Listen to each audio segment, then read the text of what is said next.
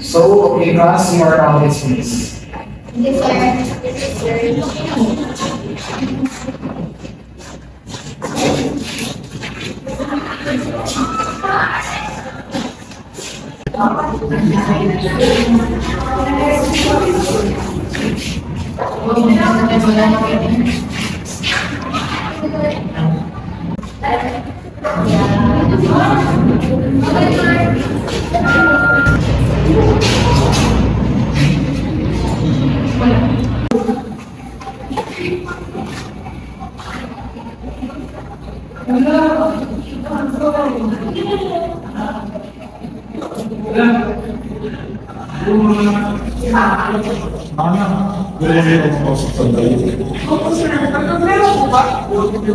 Opo ka lang muna.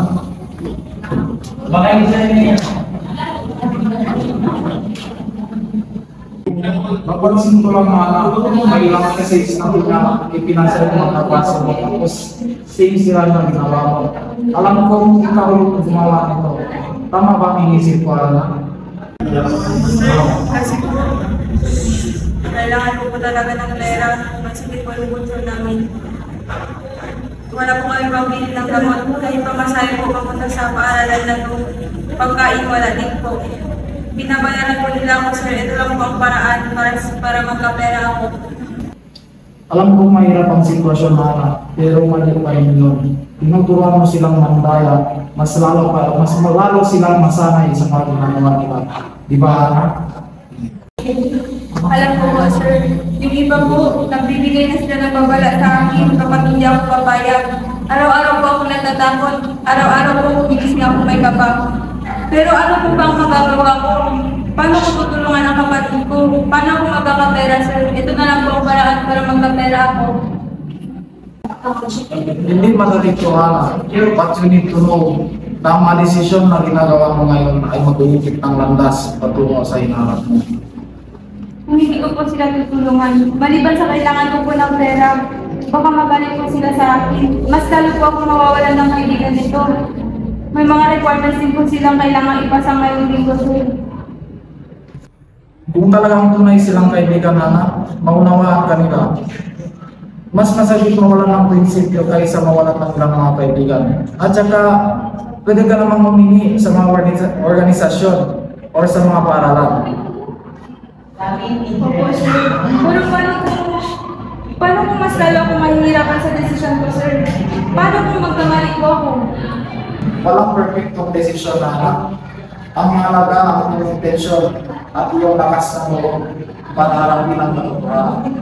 At kung patuloy kang tutulong sa maling paraan, ang mangyayari sa iyong kinabukasan.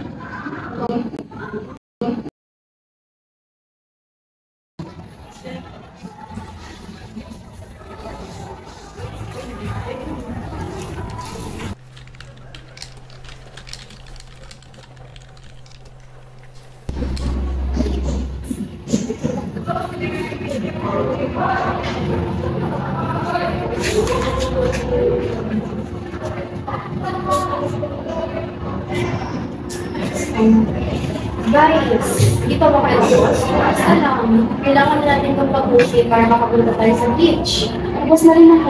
Tara na, mag-ayat pa naman sila nga naman sumama. Ayun, okay lang. Pero dapat kabila, ang dapat ko rin kailangan gawin. Sorry guys, ang dami kasi sobrang nahihirapan ako sa mga schoolworks na to. I don't think I can finish this in time. I feel bad leaving you behind. Gusto ko rin makagala. Pero this is our only break, no? After that, sunod-sunod ang mga exams and quizzes natin. Exactly. If we stay here and help Camila, mawawala tayo ng chance para makapunta sa beach. And we all know naman, right, that wala yung talagang biyahe doon. And besides, I'm really looking forward to this, even though alam ko na sa mga parents, schedule naman natin yung we don't just remember you. Kasama rin naman siya sa plano. It feels so wrong. I'm sorry guys, I cannot just leave my school since it's mama ito. Ipapasok. So ano na? Tulungan ba natin siya or go on and leave her? Guys, I really wanna help guys. Pero nauubusan na talaga tayo ng oras. Kung gagawin natin siya, magkakapos sila sa scholars niya on time. Pero hindi na tayo magagawin sa beach. Next time, mga tanong natin. Next time, wala akong kasama. Pero hindi natin siya pwede iwan. It would not feel right. Yes. What if, wag na lang ulit tayo pumunta? Just spend our time helping kami. Tapos, schedule na natin na yung plano natin. Maybe sa bossing. Yeah, I agree. Let's sacrifice this beach trip and help her. Ay, nakakainis. We're really looking forward sa dinner. Ano, meron kang lahat. Pero, tama kayo. We're friends and we can just neighbors here. Pasensya na, I didn't mean to hold you back. Promise, next time, babawi ako. Okay lang yan, huwag ka na mag-drama. Libre mo na lang kami fries. Yes, tama.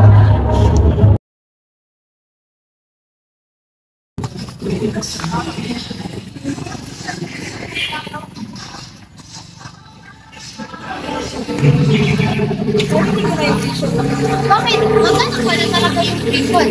Plastic, saan tayo kuha ng pera? Wag naman. Grabe naman yun. Saan ba tayo hanap ng 10K na yan? Ano Wala na tayong magagawa. Binili natin. Pero sa bagay, tama. Pero ang laki kasi.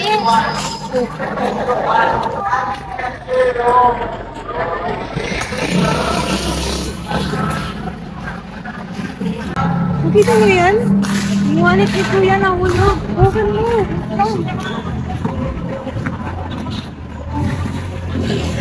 Guys, maraming pera. Ang gusto ko natin yan. Oo nga. Pero hindi kasi yan sa atin. Pero wala namang nakakita. Oo nga, pero hindi naman kasi yan sa atin. Malay mo, mas kailangan din mo yan. Ano ka ba? Kailangan natin ng pagkakas. Marami pa namang paraan para makahanap ng pera. Pero sana tayo, so ulit na natin yung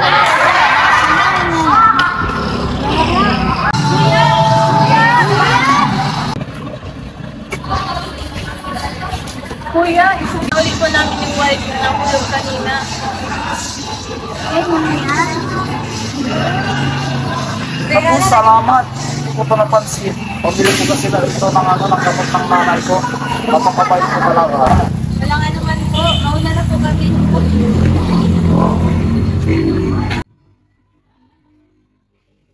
Hais, buti na lang talaga mababait ang mga batang yon. Kung hindi, wala na akong mapambili ng gamot ni Lola.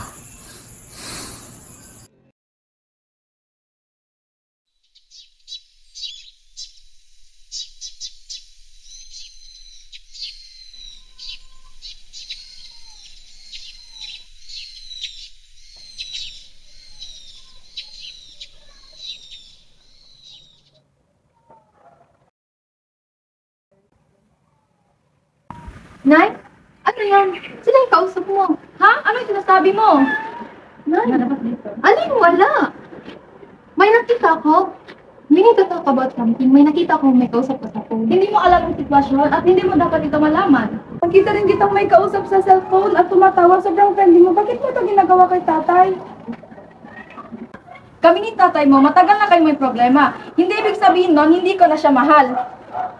Sinasabi mo ba na it's okay na makipagrelasyon ka sa ibang lalaki porket nag-aaway kayo? That's not how relationship works, ma.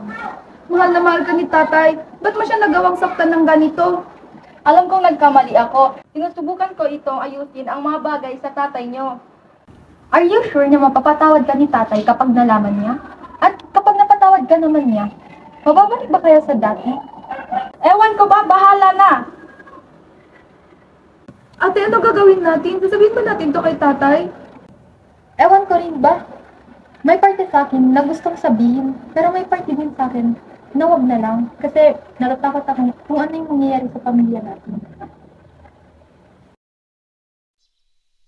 Pakiusap mga anak, ano itong sabihin sa tatay niyo? Sinusubukan kong ayusin ang mga bagay na dapat natin ayusin. Oo nga, Nay. Kailangan nating mag-usap. Pero, kailangan na malaman mo kung ano yung desisyon ni tatay dito. Doon kami susunod.